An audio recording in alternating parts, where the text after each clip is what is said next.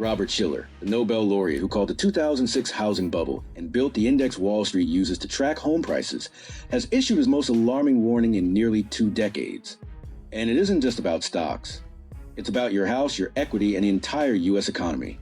Shiller's CAPE ratio, the valuation metric he built and won a Nobel Prize for, is now sitting at 41.66.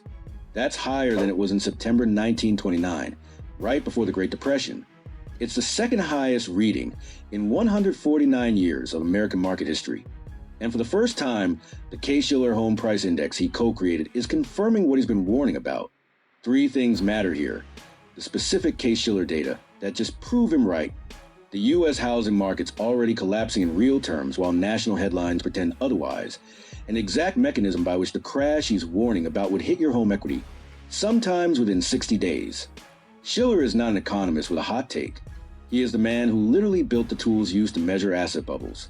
He won the Nobel Prize in Economics in 2013 for his work on asset prices.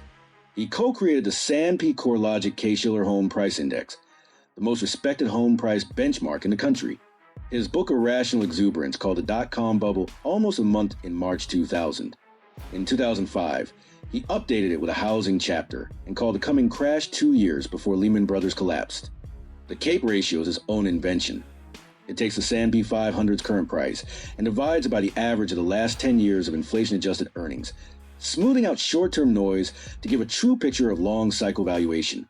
In September 1929, right before the crash that triggered the Great Depression, the CAPE hit 32.56. In December 1999, at the peak of dot-com mania, it hit 44.2.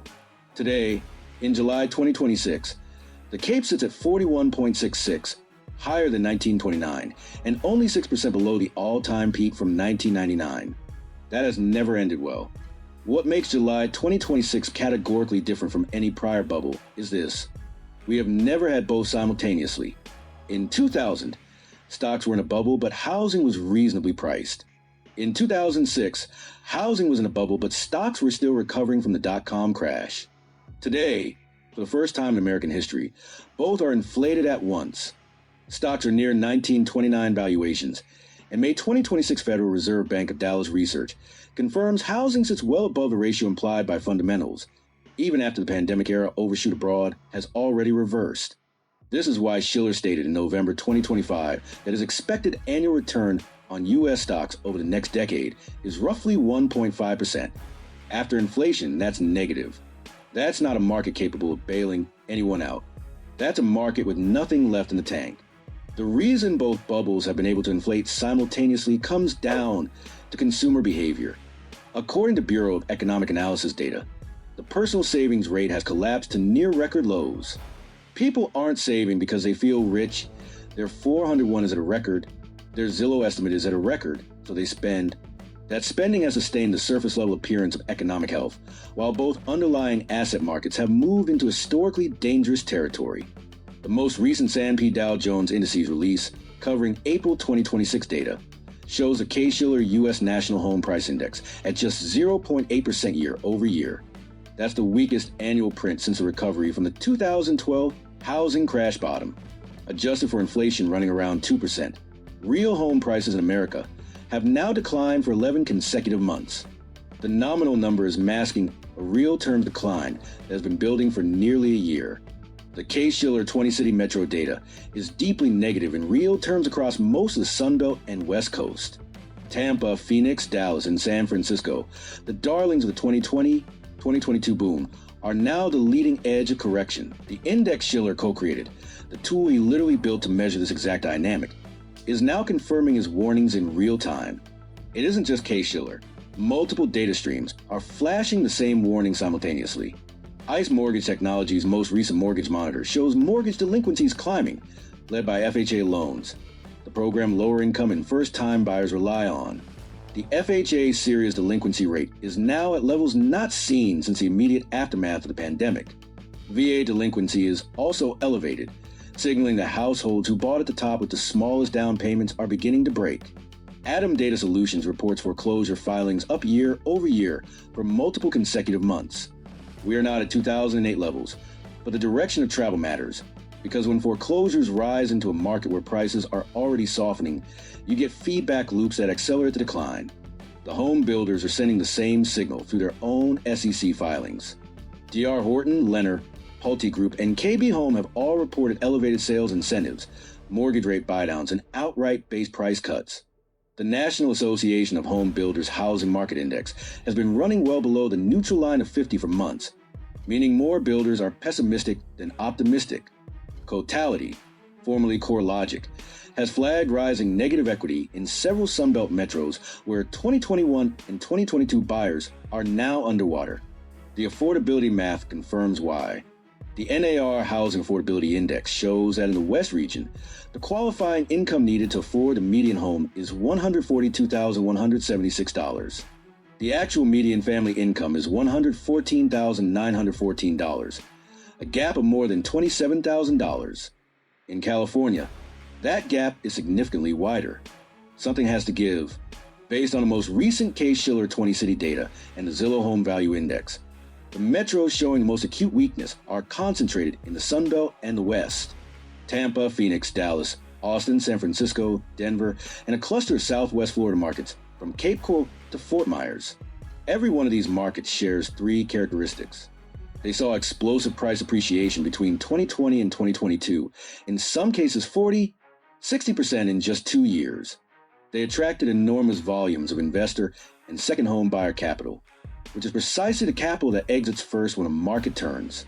And their active inventory has surged well above 2019 pre-pandemic norms, according to Realtor.com and Redfin data. Here's the take the mainstream real estate media won't deliver.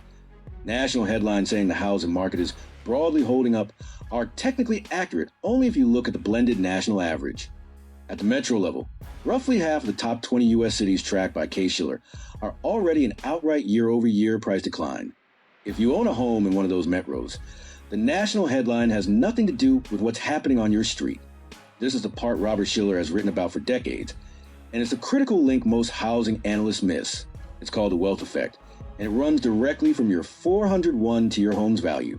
The Federal Reserve calls this paper wealth, numbers on a screen, not cash in an account. But those numbers drive real spending decisions, which is why the personal savings rate is at near record lows. Remove the paper wealth, and the spending stops.